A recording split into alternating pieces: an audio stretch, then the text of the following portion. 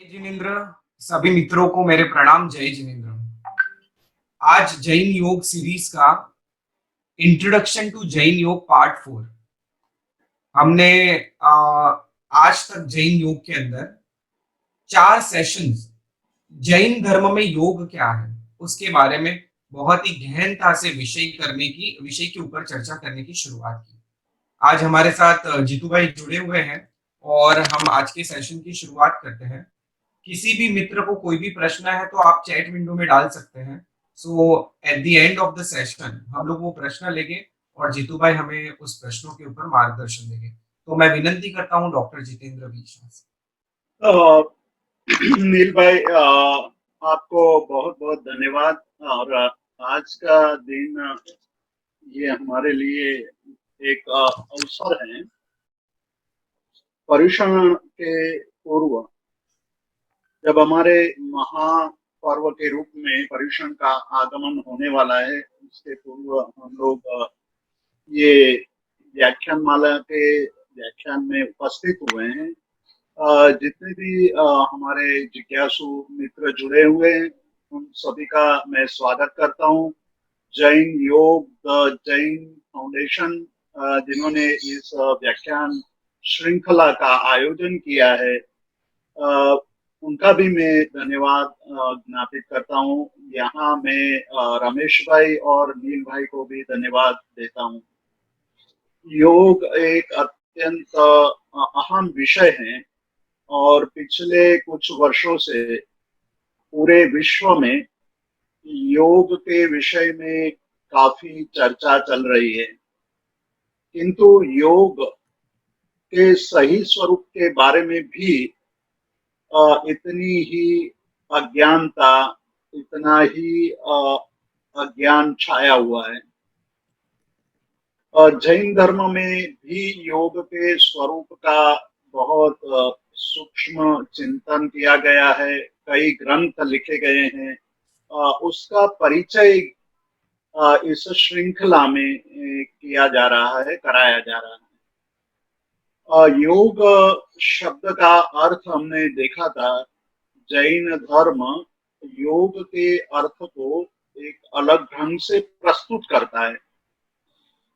पतंजलि जहाँ योग को समाधि के रूप में प्रस्तुत करते हैं, योगश्चित्त वृत्ति निरोध के रूप में प्रस्तुत करते हैं, वहीं हमारे प्राचीन आगम ग्रंथों में मोक्षेण योजना योग के रूप में इसकी व्याख्या की गई है। अर्थात जिसके द्वारा हमें मोक्ष की प्राप्ति हो सकती है, हम मोक्ष के नजदीक जा सकते हैं जिन जिन क्रियाओं के द्वारा, वो सभी क्रियाएं योग स्वरूप है।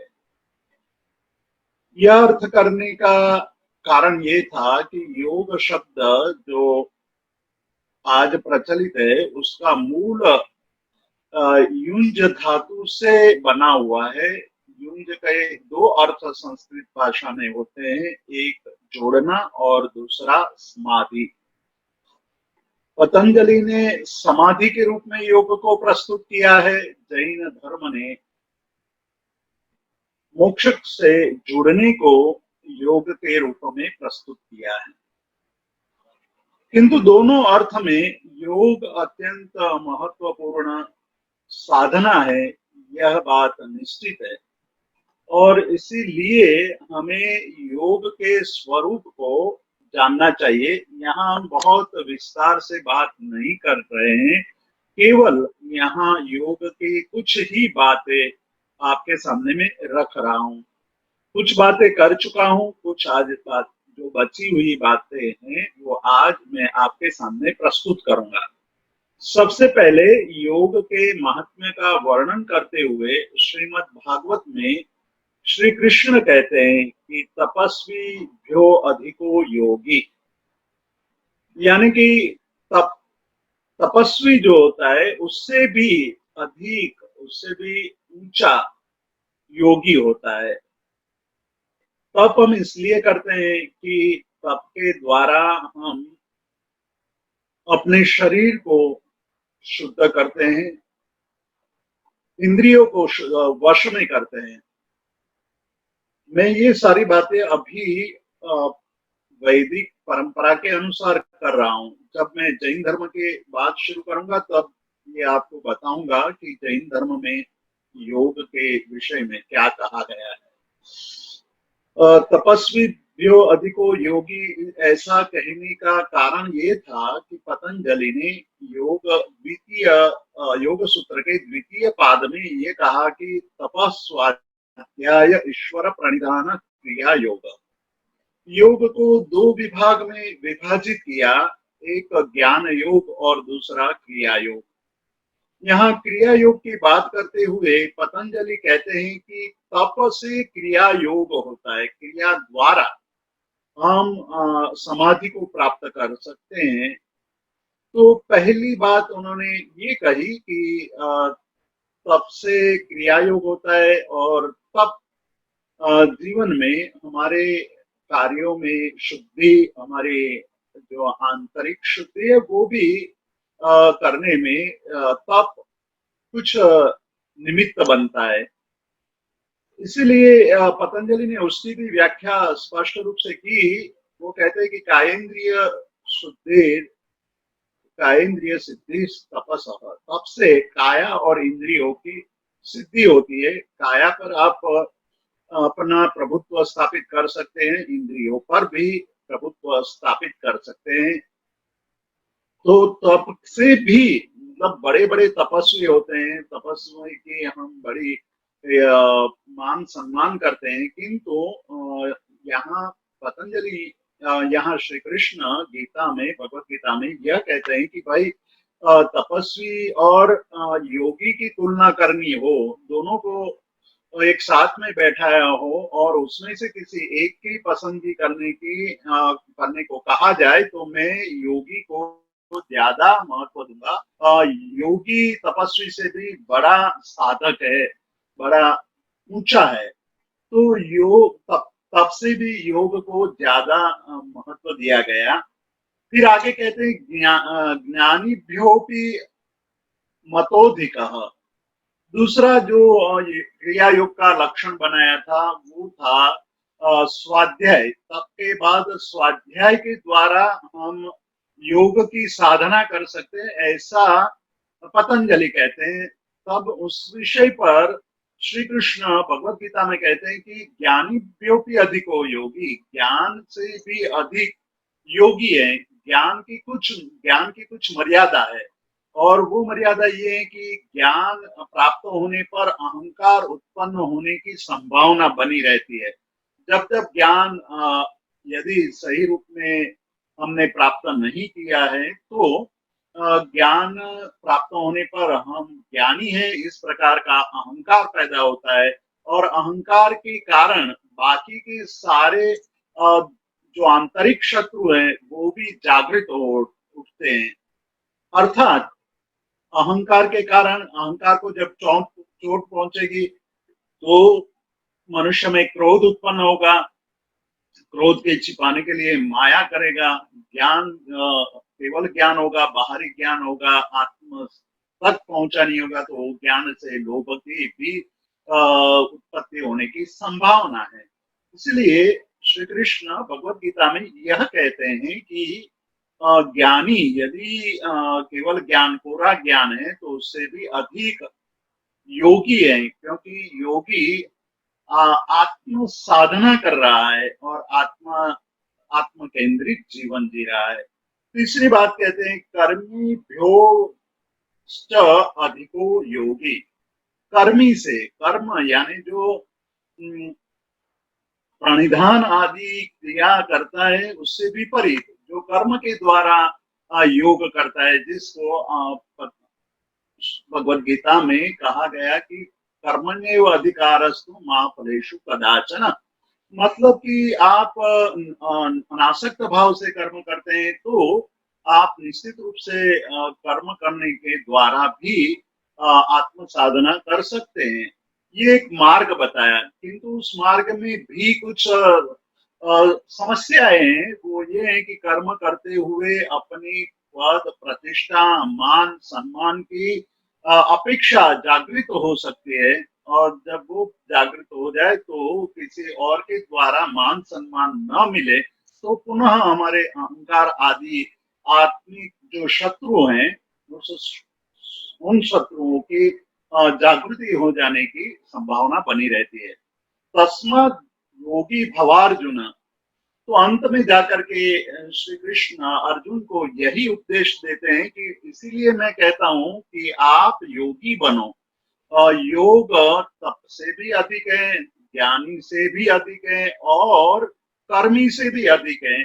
और आगे चलकर कहते हैं कि यम लब्ध्वा चापरम लाभम मन्य मन्यते नाधिकं ततः यस्मिन् स्थितो न दुःखेन गुरुणा अपि विचाल्यते। जिस अवस्था को प्राप्त कर लेने पर अन्य कोई लाभ उससे बड़ा नहीं दिखाई देता, मतलब योग साध लेने के बाद योग से जो लाभ प्राप्त होता है उससे बड़ा कोई लाभ नहीं है, जहां स्थिर होने पर बड़े से बड़ा दुख भी विचलित नहीं कर सकता है। ये योग का बहुत बड़ा लक्षण है। जब योग साधना शुरू करता है कोई साधक, तो साधना करते करते उनके अंदर इतना एक दृढ़ता प्राप्त हो जाती है कि जिसके द्वारा कितनी भी कोई भी बात हमारे जीवन में आ जाए तो भी विचलन यानी विक्षिप्तता नहीं उत्पन्न होती है। ये योग का सबसे बड़ा लाभ है। तो हमें जब योग की बात करनी है तो योग को समझने के लिए हमें चार बातों पर गौर करना पड़ेगा। एक जो सबसे बड़ी बात है वो है आत्मा। आत्मा के स्वरूप को जानना पड़ेगा। जब हम आत्म स्वरूप को जानेंगे तो कर्म योग को समझना आसान हो जाएगा। सबसे पहला लक्षण है कि हम योग को समझने के लिए आत्म स्वरूप को जानने की कोशिश करें। और आत्मा क्या है, वो शाश्वत है या नश्वर है, वो बद्ध है या मुक्त है, अब उनके क्या क्या लक्षण हैं, उनके क्या क्या गुण हैं, उस गुण क्यों दबे हुए हैं, वगैरह वगैरह। इस बात को जब हम जानते हैं तो हमारे लिए आत्मा तत्व को पाने की एक इच्छा पैदा होती है, एक पुरुषार्थ पैदा होता है। और इसी अर्थ में जैन धर्म में जब भी कोई साधना की बात आती है, तब जब हम शुरुआत करते हैं तो प्रारंभ हमारा इरियावयम से होता है। इरियावयम की एक क्रिया है जिस क्रिया में सबसे पहले गुरु के पास शिष्य जा करके गुरु को कहता है कि इच्छा कारेण संधि सह भगवन।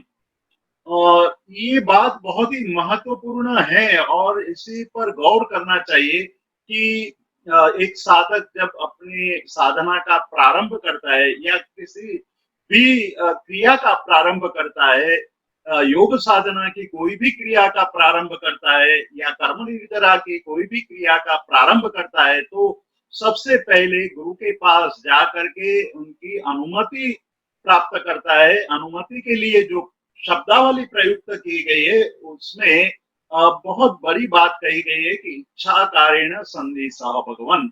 हे भगवान, हे गुरु भगवंत, मैं अपनी इच्छा से ये कार्य करना चाहता हूँ। मतलब मैं जो भी क्रिया करने जा रहा हूँ या मैं जो भी क्रिया कर रहा हूँ, करने के लिए मैं उद्यत हुआ हूँ, वो सारी क्रियाएं मैं अपनी इच्छा से कर रहा हूँ। मैं किसी के प्रभाव में आकर के क्रिया नहीं कर रहा हूँ, मैं मोहवश कोई क्रिया नहीं कर रहा हूँ, मैं किसी लालच के कारण क्रिया नहीं कर रहा हूँ।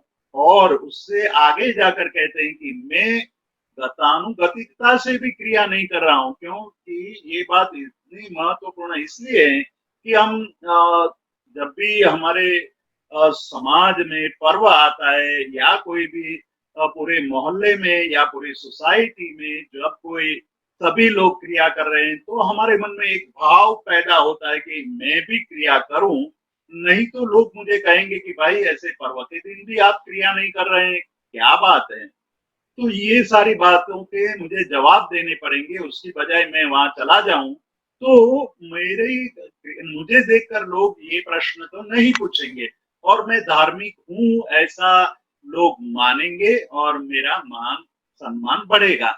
तो ये जो बात है वो गतानुगतिकता है कि लोग कर रहे हैं इसलिए मैं भी करूं। तो यहाँ शिष्य गुरु के पास जाकर कहता है कि मैं ऐसी गतानुगतिकता से लोग कर रहे हैं इसीलिए मैं आपके पास ये साधना करने के लिए उपस्थित हुआ हूँ, ऐसी बात नहीं है।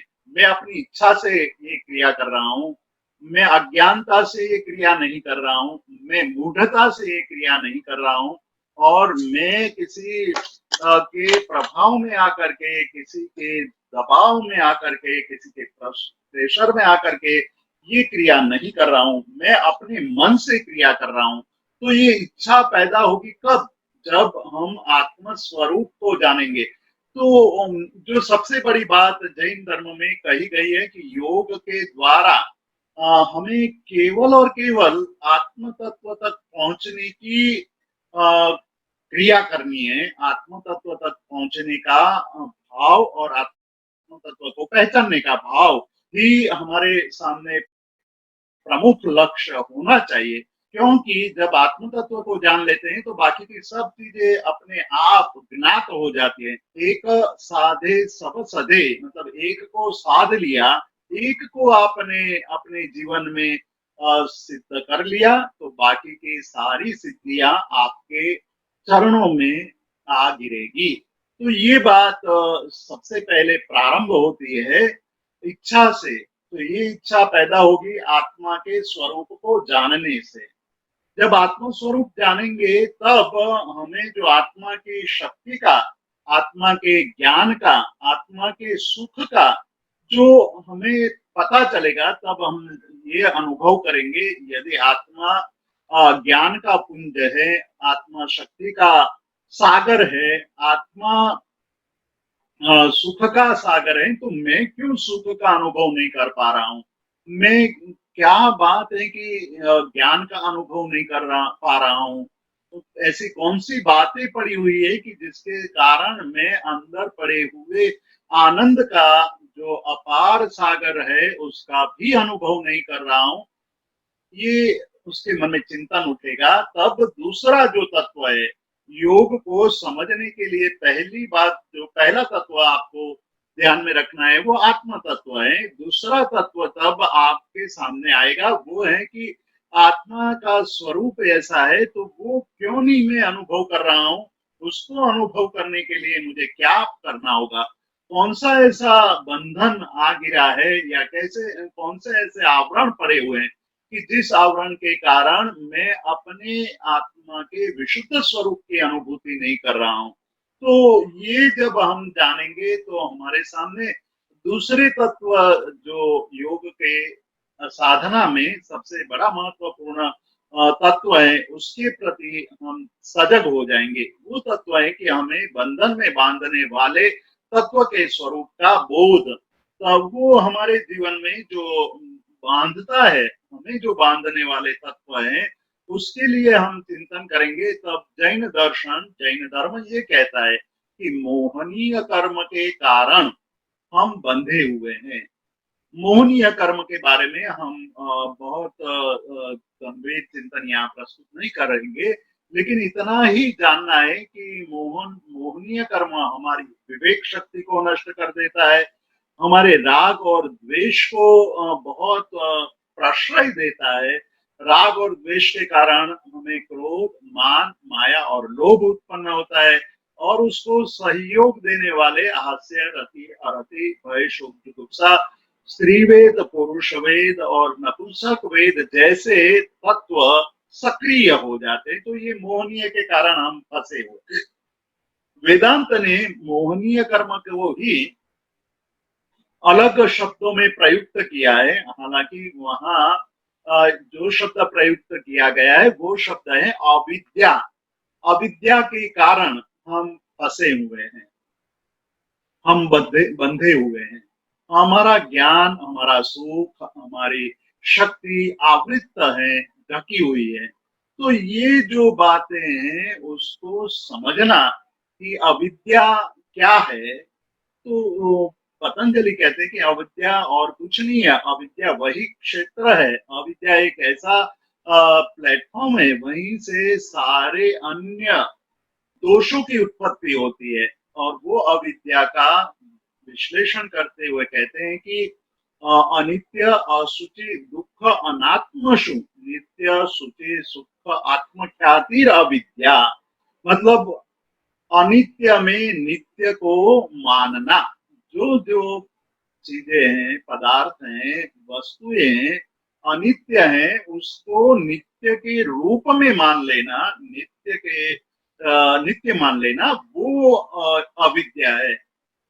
असुचि को सूचि मान लेना, मतलब कि जितने अपवित्र पदार्थ हैं, उन अपवित्र पदार्थों को पवित्र मान करके उसके प्राप्त करने के लिए, प्राप्त करने पर, उस प्राप्त होने पर उसका संरक्षण करने की और नष्ट हो जाने पर परम दुख की अनुभूति, ये सब अविद्या के कारण होता है। तो पतंजलि ने अविद्या का दूसरा लक्षण बताया कि अविद्या वह है जहां आप अपवित्र को पवित्र मान रहे हैं, दुख को सुख मानना, ये तीसरी अविद्या है, अविद्या का तीसरा प्रकार है।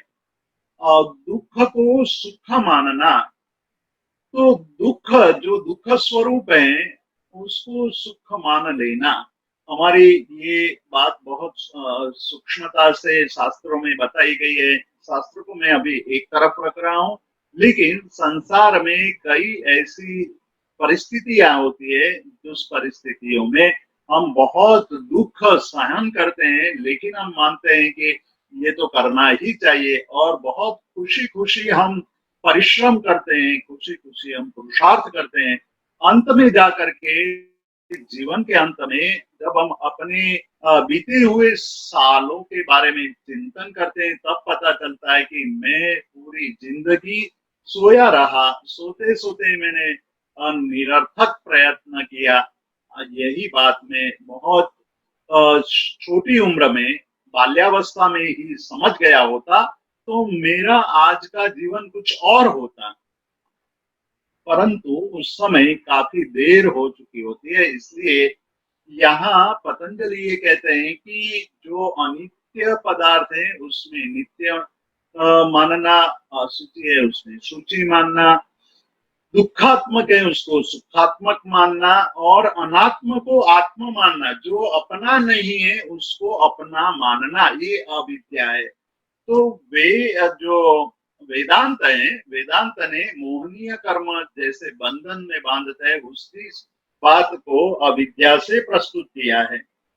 बौद्ध दर्शन तृष्णा कहता है कि तृष्णा के कारण हम इस कर्म में बंधते हैं, जन्म मरण के चक्र में फंसते हैं। जब तक तृष्णा है तब तक हम फंसे रहते हैं। तो इस प्रकार से हमारे ये दूसरे तत्व को भी समझना चाहिए, योग के अर्थ को समझने के लिए, योग के स्वरूप को समझने के लिए।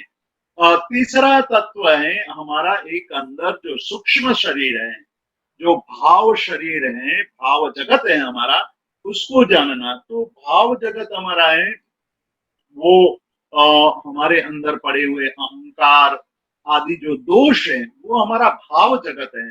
उस भाव जगत के कारण ही हमारे अंदर एक एक जगत पनपता है, वो जगत हम जीते हैं, और वही जगत हमें बाहर भासता है। हम वही देखते हैं जो हमारे मन में विचार होते हैं। हम स्वयं क्रोधी होते हैं तो जगत, पूरा जगत क्रोधी दिखाई देता है। यदि हम मायावी हैं तो हमें पूरा जगत मायावी दिखाई देगा। हम लोभी हैं तो हमें पूरा जगत लोभी दिखाई देगा। हम अहंकारी हैं तो पूरा जगत हमें अहंकारी दिखा जाएगा। तो ये जो एक अंतरंग शरीर है, भावात्मक शरीर है, उस शरीर का स्वरूप भी जानना चाहिए योग के स्वरूप को समझने के लिए। और जो चौथी बात है, चौथा तत्व है स्थूल शरीर। तो ये स्थूल शरीर के विषय में भी हमें जानना चाहिए। जब योग की बात हम कर रहे हैं और योग साधना की बात आ रही है, तो हमें ये शरीर है, शरीर माध्य खलु धर्म साधनम, इस प्रकार की बात हमें बहुत जोर से कही जाती है, लेकिन हम उसका ख्याल नहीं करते हैं। हम उसके बारे में कभी गौर से सोचते भी नहीं है। इंद्रिय और शरीर के मोह में फंस करके हम अपनी इंद्रियों को पोषते हैं और शरीर के प्रति बेदरकार बन जाते हैं, अनभिज्ञ बन जाते हैं, या शरीर को हम गौण बना देते हैं। तो धीरे धीरे शरीर में प्रमाद की वृद्धि होती है, और वही प्रमाद हमें हमारे सामान्य जीवन में और आध्यात्मिक जीवन में बाधक बनता है। हमने कुछ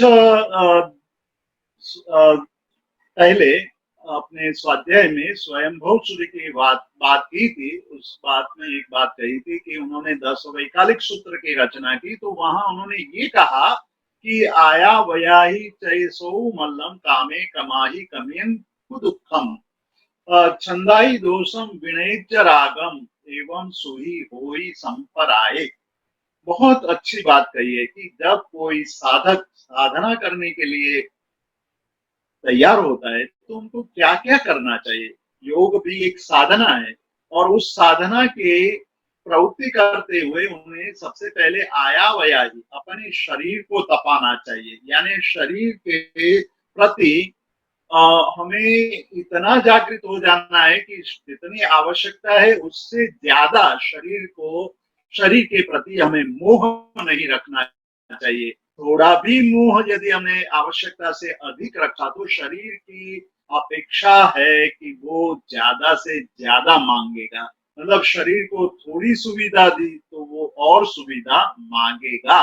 तो शरीर की इस लक्षण को जानकर यदि हम अपनी साधना में प्रवृत्त होते हैं तो हमारे लिए साधना में शरीर बाधक नहीं साधक हो जाएगा। हम युवावस्था में ये बात भूल जाते हैं, इसलिए युवावस्था से ही हम शरीर में वजन गेन करने लगते हैं, स्थूलता बढ़ती जाती है, और स्थूलता के कारण एक खमासमन आदि भी देना हो, पंचांग प्रणिपात करना हो तो भी हम नहीं कर पाते हैं। तो ये जो शरीर हमें बाधक बन जाता है, जो साधक है वो बाधक बन जाता है, उसका मूल कारण यही है कि हमने शरीर के प्रति जो उदासीनता, शरीर की जो स्वरूप है, स्थूल शरीर का स्वरूप है, उसको ध्यान से सोचा नहीं है, समझा नहीं है। उसको सुख देते गए, वो अधिक मांगता गया, हम अधिक देते गए, और वही हमारे लिए बाधक बन जाता है। तो ये बात हमें साधना करते वक्त, योग शब्द के स्वरूप को समझते वक्त, योग के स्वरूप को समझने के लिए ये 4 तत्वों में ये शरीर के स्वरूप को भी जानना उतना ही आवश्यक है। हमारे वहां ये कहा आया वही चाहे सो मल्लम, उन्होंने कहा कि सौकुमार्य को छोड़ दो। जब जब आपने अपने शरीर को कोमलता से पोसा है तो हर बार वो अच्छे गादी, अच्छी सीट, अच्छी कुर्सी, अच्छे सोने के साधन, गद्दी, तकिया, वो सब चीज शरीर मांगता जाएगा, और शरीर को आप देते जाएंगे तो बहुत बड़ी साधना में रुकावट आ जाएगी। हमारे सामने शालिभद्र का बहुत सुंदर दृष्टांत है। शालिभद्र एक ऐसा पुण्यशाली जीव है जिसकी पुण्य की कल्पना भी हमें आश्चर्यचकित कर देती है कि जिसके पास इतना भौतिक समृद्धि है, जिस भौतिक समृद्धि के कारण वो हर रोज अपने गहने भी एक बार पहन करके फेंक देते थे, निकाल देते थे। कपड़े भी वो कभी एक बार पहनकर दूसरी बार पहनते नहीं थे। भोजन सामग्री उनकी दिव्य थी और संपत्ति अपार थी, इसलिए घर के बाहर निकलने की उनको आवश्यकता नहीं थी। शास्त्रों में उनके स्वरूप का वर्णन करते हुए एक बहुत बात कही है कि उनकी कोमलता शरीर में इतनी ज्यादा थी कि हाथ के पंजे में भी रोम उसके प्रस्फुटित हो गए थे। रोए जो हमारे हाथ पर या पग पर जो रोए होते हैं वो उनके हथेली में उठ चुके थे। मतलब कहने का इतना ही है ये तो अतिशयोक्ति कर दी है, लेकिन उस अतिशयोक्ति का रहस्य इतना ही है कि वो इतने कोमल थे, कभी उन्होंने कोई काम नहीं किया था, सभी संपत्ति और सुख उनको पूर्व कर्मों से मिल गया था। तब उनके पास एक बार श्रेणिक आते हैं, तो श्रेणिक जब उसको आलिंगन देते हैं, बैठते हैं, तो उस वक्त श्रेणिक राजा के शरीर की गर्मी से शालीपत्र को पसीना आने लगा था, तो इतनी कोमलता उनके शरीर में थी। तब उनके मन में ये भाव उठा कि मेरे ऊपर भी कोई एक राजा है जो मेरा स्वामी है, मेरा नाथ है, उसको मुझे वो मुझे अच्छा नहीं लगता है, मुझे तो अपना स्वामी बनना है। और अपने स्वामी बनने के लिए सर्व का त्याग करके राजगृह के पर्वतों की शिला पर अनशन स्वीकार कर लेते हैं। जिसके कोमल शरीर की इतनी व्याख्या शास्त्रों में की गई है, वही कोमल शरीर जब राजगीर पर्वत की शिलाओं पर अनशन स्वीकार करके सोए होते हैं, तो अपार गर्मी, बहुत शीतल ठंडी और पानी के दिनों में भी वो जरा भी विचलित हुए बिना अपनी साधना में मस्त रहते थे। ये कहने का मतलब ये है कि स्थूल शरीर को आप जैसा उस उसको रखेंगे वैसा बनता जाएगा। आप उससे काम करवाएंगे तो वो धीरे धीरे सुदृढ़ भी बनता जाएगा। तो इस प्रकार से हमें ये चार तत्वों को जानना होगा। योग के इन चारों तत्वों को जब जानेंगे तो हमें योग के स्वरूप को समझना बहुत सरल हो जाएगा। तथापि जब जैन योग की बात हम करते हैं, तो जैन योग को इसी अर्थ में लेना है कि हम अपनी आत्मा को मोक्ष मार्ग में संलग्न करें। आत्म हितता, आत्मा की स्वयं के हित की बात करें और स्वयं के हित का लक्ष्य रखते हुए ही हम साधना करें। यही लक्ष्य पूर्वक आगे बढ़ना ही जैन धर्म में योग कहा है। जैन धर्म के योग की जब बात चलती है तो हमें हमारी नजर, हमारी दृष्टि जगत में जो योग चल रहे हैं, योग के अनेक प्रकार हैं और अलग अलग क्षेत्र के लोगों ने अलग अलग प्रकार के योगों की बात कही है। कर्म योग जब बात करते हैं लोकमान्य तिलक जी, तब कर्म योग गीता के द्वारा कर्म योग की व्याख्या निकालते हैं। वो कहते हैं कि कर्म अनासक्त भाव से कर्म करना ही योग है। तो ये जो बात कही कर्मयोग पर, उतनी बड़ी मोटी किताब लिख दी और उस जमाने में लोकमान्य तिलक जी के जमाने में वो किताब बहुत ही प्रसिद्ध हुई थी। वो किताब हॉट केक थी, मतलब बहुत प्रसिद्ध, नंबर वन पर थी, प्रसिद्धि उनकी हुई थी। उसी वक्त बुद्धिसागर सूरी महाराज ने एक कर्मयोग ग्रंथ लिखा और वो कर्मयोग ग्रंथ उन्होंने लोकमान्य तिलक जी को भेजा। जब लोकमान्य तिलक ने वो कर्म योग देखा, तो लोकमान्य तिलक ने ये कहा कि बुद्धिसागर सूरी महाराज के ये कर्मयोग ग्रंथ मैंने पहले देखा होता तो मैं अपना कर्मयोग ग्रंथ कभी नहीं लिखता।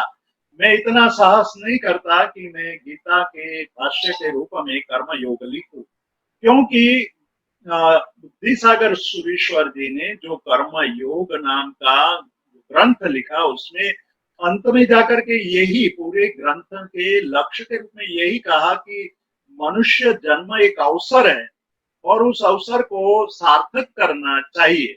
और सार्थक करना का मतलब है कि हमें लक्ष्य को ध्यान में रख करके जीना चाहिए। और लक्ष्य को ध्यान में रखकर जीने का मतलब है कि आत्मा के स्वरूप को जानना, पहचानना, अनुभव करना। यानी कि कोई भी क्रिया हम आत्म आत्मा को लक्ष्य में रख करके, आत्मा को केंद्र में रखे बिना यदि करते हैं तो संसार है, तो दुख है, तो हम इस संसार के अंदर कोई भी योग करेंगे तो वो योग सफल नहीं हो सकता है। बुद्धिसागर सूरी जी का ये कर्मयोग ग्रंथ अद्भुत है। उन्होंने कर्म योग की व्याख्या की है, क्रिया योग की बात की है। लेकिन मैं अभी यहाँ जो क्रिया योग की बात करने वाला हूँ कि जैन धर्म के क्रिया योग, कर्म योग क्या है, और अन्य दर्शन में जो क्रिया योग की बात कही गई है वो क्या है, उसको भी हमें लक्ष्य में रखना चाहिए। पर उसके पहले हठ योग एक हमारे वहाँ प्रचलित है। हठ का अर्थ हम जानते हैं। हठ का अर्थ होता है एक प्रकार की जिद।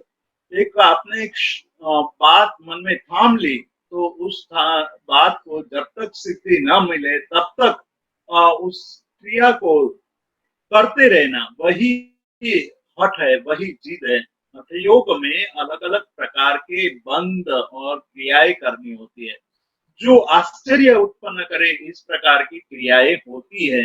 उसके द्वारा काया की शुद्धि होती है, उसके द्वारा इंद्रियों की शुद्धि होती है, उसके द्वारा नाड़ी शुद्धि होती है, और उसके द्वारा हमारा मन प्रसन्न बनता है, ऐसा हठ योग का मानना है।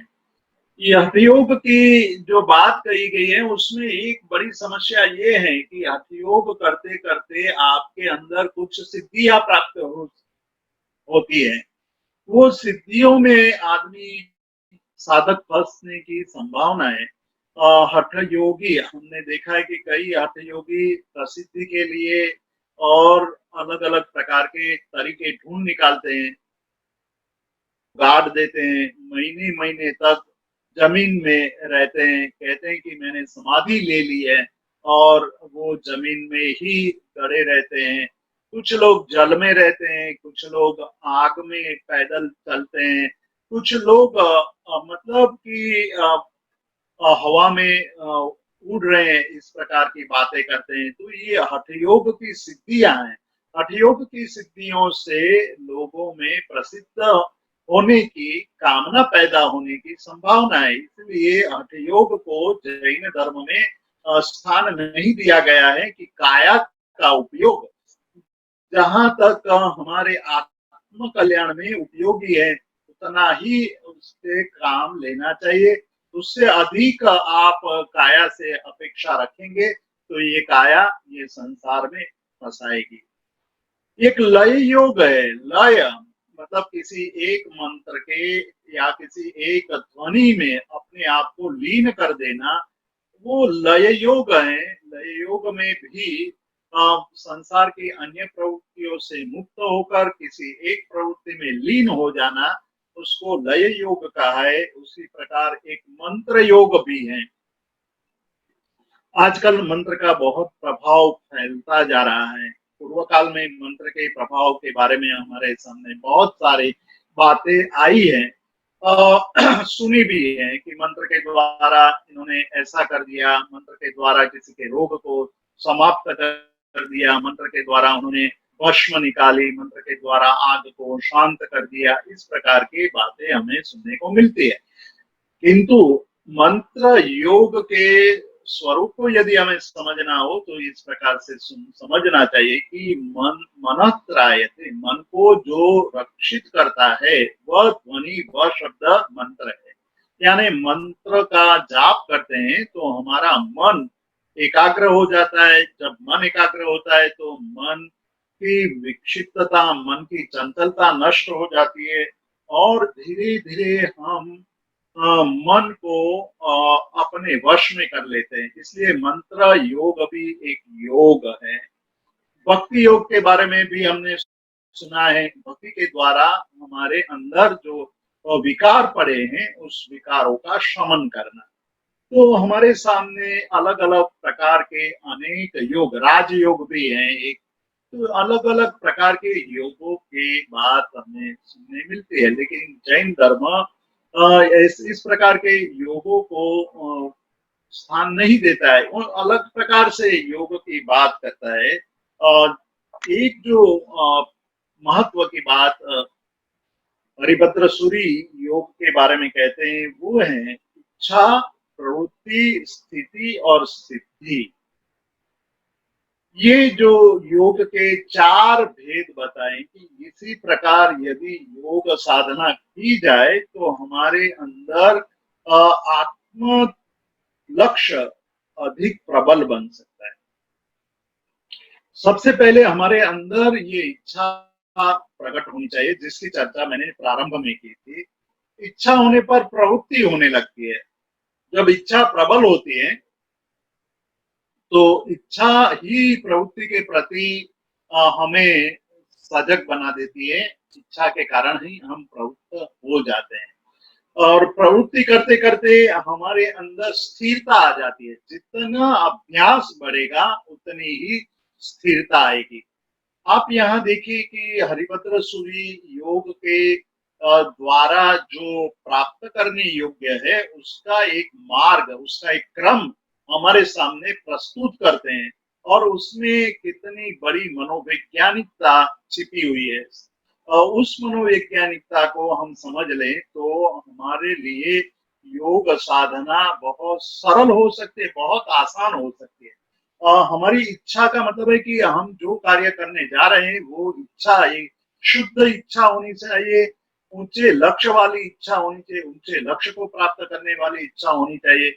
वही इच्छा हमें प्रवृत्ति में प्रवृत्त कराती है और बार बार वो प्रवृत्ति करने से करत करत अभ्यास, मतलब जितना हम अभ्यास करते हैं उतना ही हम उसमें प्रवीण हो जाते हैं। तो जब जब हमारी प्रवृत्ति बढ़ती जाती है हमारी साधना गहन होती जाती है और वो साधना के कारण स्थिति एक ऐसा समय आ जाता है कि हम अपनी जो सिद्धि है उस सिद्धि में स्थित हो जाते हैं। मतलब हमारी स्थिति निरंतर बनी रहती है और जब स्थिति निरंतर बन जाती है तो सिद्धि भी हमारे लिए आसान हो जाती है और जब एक बार सिद्धि प्राप्त हो जाती है तो बाकी कुछ बचता नहीं है।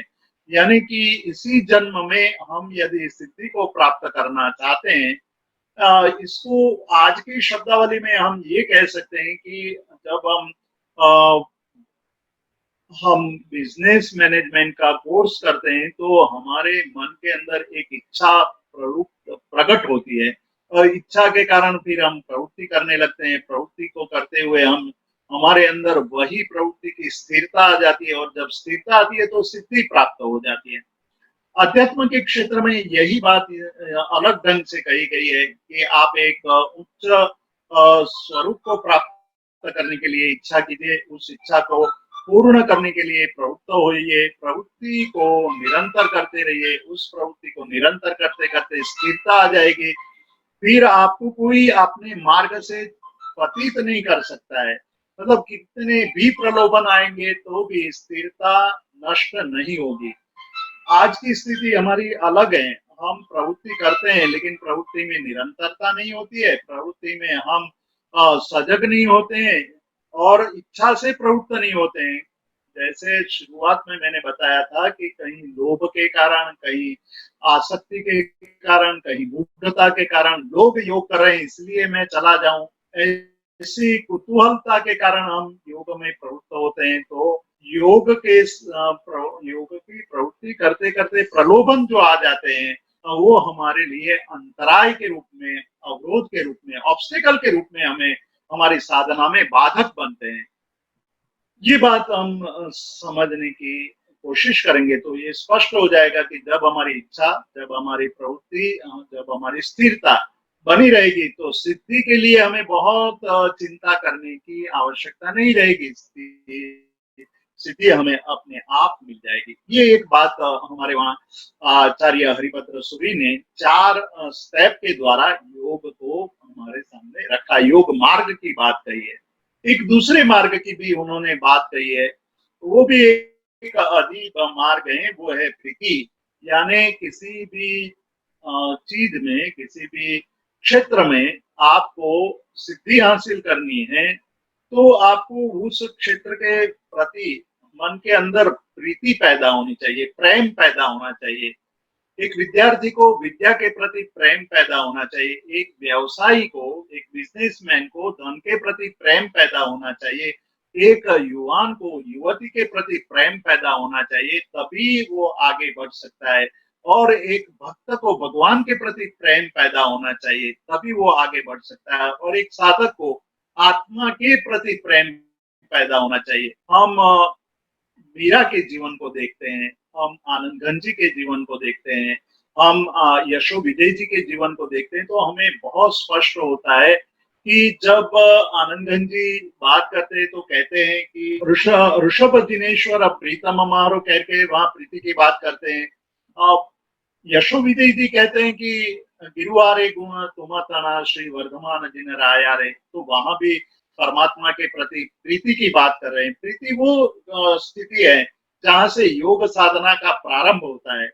सरल मार्ग को यहाँ हमारे सामने प्रस्तुत कर रहे हैं कि सबसे पहले आप प्रीति पैदा करिए अंदर परमात्मा के प्रति, और आत्मा के प्रति प्रीति पैदा नहीं होगी तो कार्य आगे बढ़ेगा ही नहीं।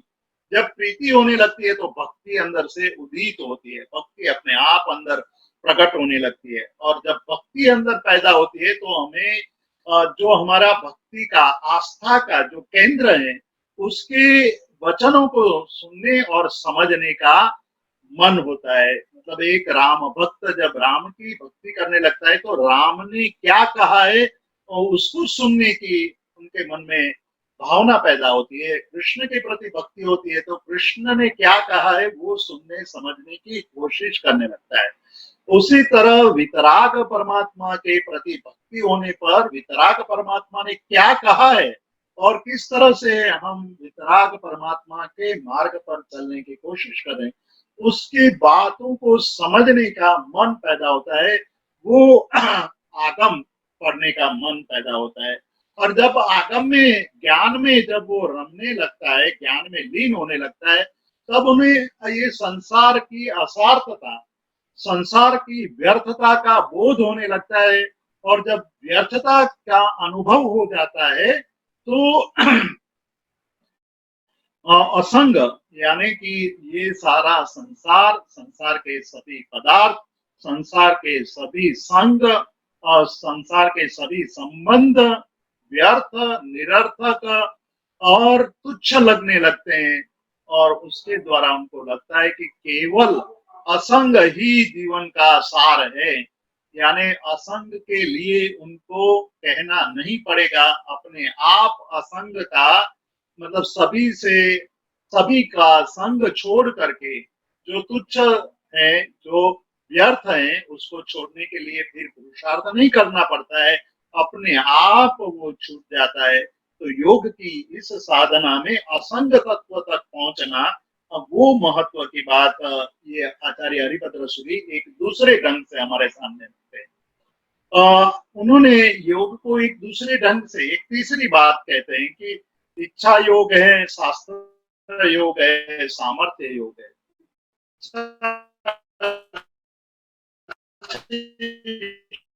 शुरू की थी हमने बात, इच्छा से जब प्रारंभ होता है तो उसके वचनों को समझने के भाव मन में है,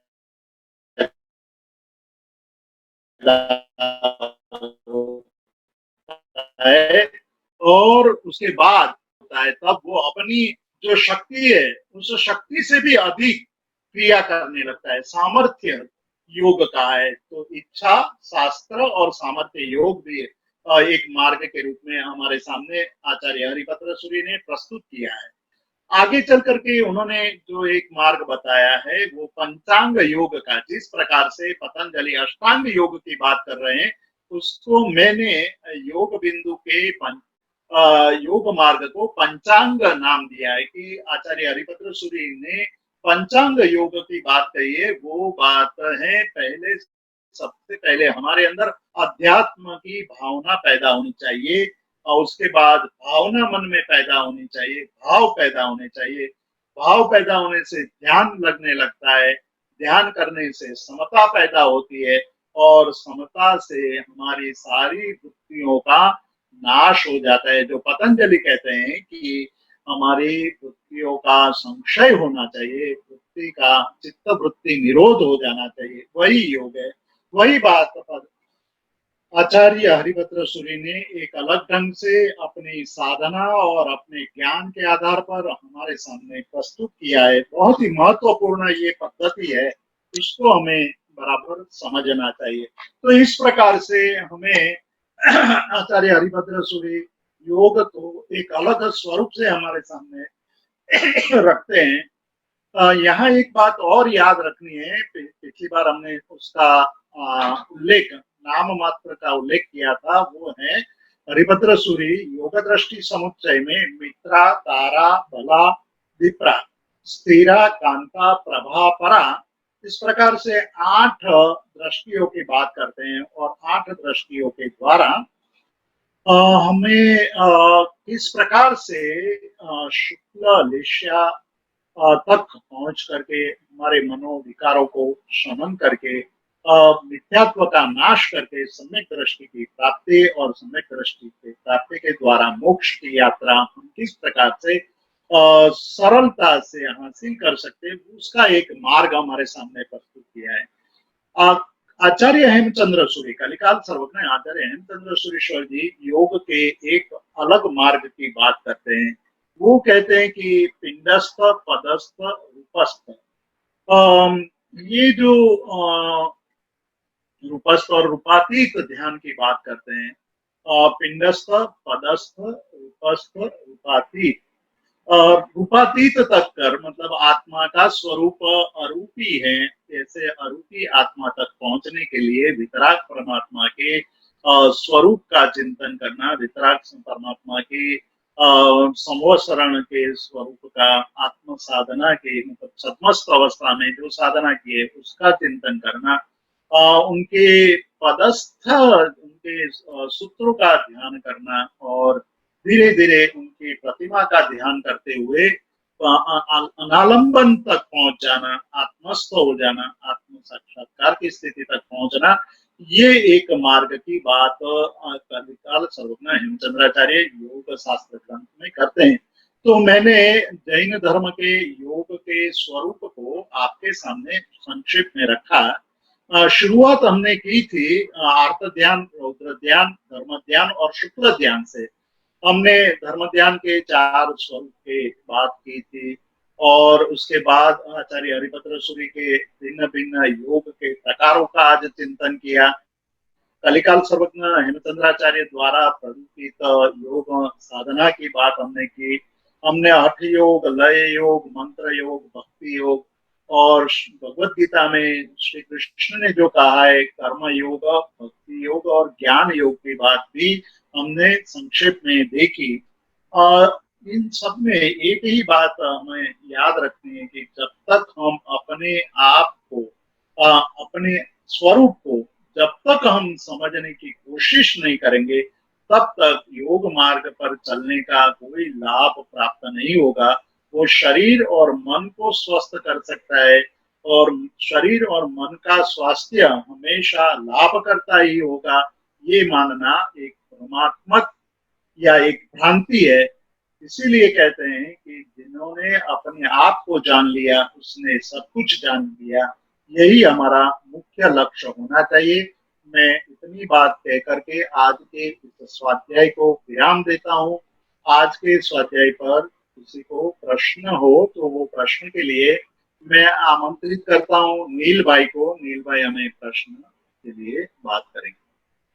जीतू भाई, आपने आज के सेशन में बहुत सुंदर बताया कि हमने जितनी भी चीजें आज देखी उसके अंदर लक्ष्य एक ही निकलता है कि खुद को जानना, आत्मा को जानना, आत्मा को पहचानना। तो आपने सेशन के अंदर मोहनीय कर्म के बारे में बात की थी और साथ ही साथ मोहनीय कर्म में आपने राग, द्वेष, क्रोध, मान, माया, लोभ और रति अरति की बात की।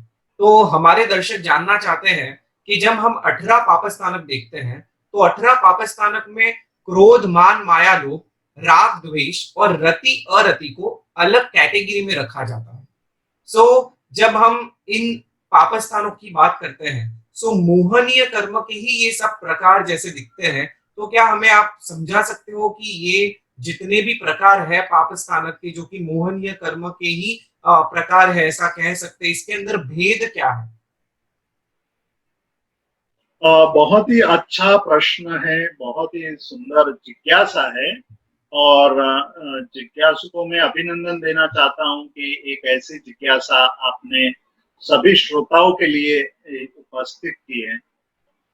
हमें यहाँ जो 18 पापस्थानक की जो गिनती गिनाई गई है, वहाँ पाप के जो एक अलग अलग स्थान, यानी जो जहाँ से पाप का बंध हो सकता है, पाप का अर्थ यहाँ इस प्रकार से लेना चाहिए कि हमारे अंदर विकार उत्पन्न करने वाले जो स्थान है, मन में विकार उत्पन्न करने वाले, जीवन में विकार उत्पन्न करने वाले, वचन में विकार उत्पन्न करने वाले जो जो स्थान है, उन स्थानों की यहाँ गिनती गिनना है। कोई क्रोध करता है और राग नहीं करता है, वो कहता है कि मैं राग नहीं करता हूं, तो उनके सामने भी ये बात स्पष्ट होनी चाहिए कि क्रोध पापस्थानक है, तो राग भी पापस्थानक है, द्वेष भी पापस्थानक है। तो एक साधक की सामान्य अवस्था से लेकर के विशेष अवस्था तक उनको ये समझ में आना चाहिए कि अलग अलग कषाय और कषाय के उत्पत्ति स्थान जो राग और द्वेष है, राग और द्वेष का उत्पत्ति स्थान है, मतलब मोहनीय कर्म, तो सबसे बड़ी बात मोहनीय कर्म की है, मोहनीय कर्म का ही ये विस्तार है। तो ये विस्तार को समझाने के इसीलिए आवश्यक था कि सबके मन में ये बात स्पष्ट हो जाए कि कषाय भी पाप का स्थान है, राग द्वेष भी पाप का स्थान है, और अन्य जो रति अरति आदि है वो भी पाप के स्थानक है। उसको सरलता से अलग कर दिया, तो जिससे सामान्य बुद्धि वाले जीव को, गृहस्थ को, जो अभी आत्म साधना में प्रवृत्त हुआ है लेकिन उसकी प्रज्ञा उतनी सूक्ष्म नहीं बनी है, उनकी मार्ग धीरे धीरे अभी प्रशस्त होना शुरू हुआ है, उनके लिए ये 18 पापस्थानक की गिनती गिनाई गई है। अल्टीमेटली जब आप साधना में आगे बढ़ोगे तो एक ही बात आकर के खड़ी रहेगी, वो है मोहनीय कर्म। और अंत में जाकर के तत्वार्थाधिगम सूत्र में ये भी कह दिया कि मोह क्षयात, यदि मोह का क्षय हो गया तो बाकी तो सब जितना बहुत आसान हो जाता है। तो धीरे धीरे साधक अपनी साधना में जैसे जैसे गहराई में उतरता जाएगा, वैसे वैसे ये पापस्थानकों की समझ स्पष्ट होती जाएगी, और ये बात भी स्पष्ट हो जाएगी कि ये मोहनीय का ही परिवार है, और मोहनीय के परिवार को भी हमें अलग अलग भी देखना है और मोहनीय को भी देखना है।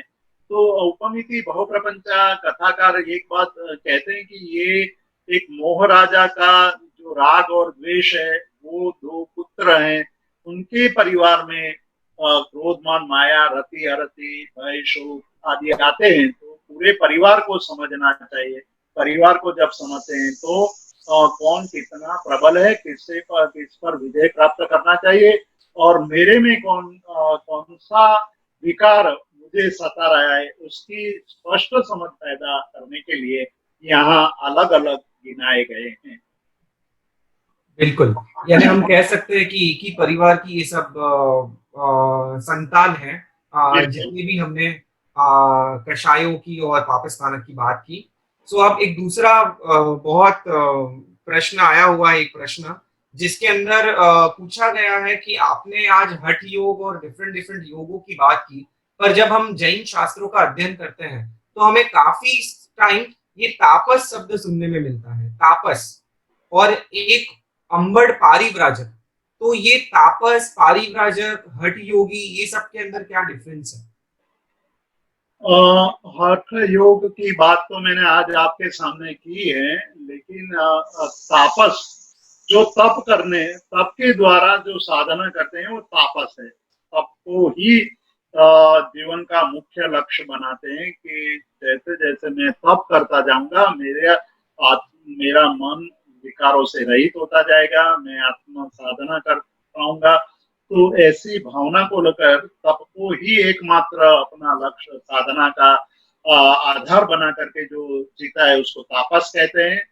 वो भी सन्यासी ही होते हैं लेकिन तप ज्यादा करते हैं, इसलिए तापस कहते हैं। परिव्राजक मतलब जो जिसका कोई अपना घर नहीं है, वो केवल व्रज मतलब चारों तरफ से परिभ्रमण ही करते रहते हैं, घूमते ही रहते हैं, कोई एक स्थान पर स्थिर नहीं रहते हैं, अपना कोई घर नहीं है, सारी सृष्टि उनका उनका आवास भी है और आवास नहीं भी है। जमीन उनका आवास है, आकाश उसका छत्र है। ऐसा मान करके सारे सृष्टि पर परिभ्रमण करने वाले को सन्यासी को परिव्राजक कहते हैं। संन्यास, सम यानी सम्यक, न्यास मतलब अपने आप को स्थापित करना, मतलब सम्यक या सत में अपने आप को, जो सत वस्तु है उस सत वस्तु में ही अपने आप को न्यास कर देना, अपने आप को स्थापित कर देना, अपने आप को स्थिर करना, वो संन्यास है। और अपने हठ योग वगैरह की बात हमने कर ली है, तो उसके अब दोहराने की आवश्यकता नहीं है। यस, बिल्कुल जीतू भाई। इसी के साथ हम आज के सेशन को विराम देते हैं। जगत के सभी जीवों का कल्याण हो और जगत के सभी जीव मेरे मित्र है, कोई भी मेरा वैरी नहीं, इस भावना के साथ प्रार्थना। अणु परमाणु शिव बनी जाओ, आखा विश्व नु मंगल थाओ, सर्वे जीवो मोक्षे जाओ, अरहम मैया अमर तपो। खामेमि सव्व जीवे सव्वे जीवा खमन्तु मे, मित्ति में सव्व भूवेषु वैरम मज्जन केणै। सर्वथा सौ सुखी थाओ, पाप ना कोई आचरो, राग द्वेषति मुक्त बनीने, समता सौ समाचरो।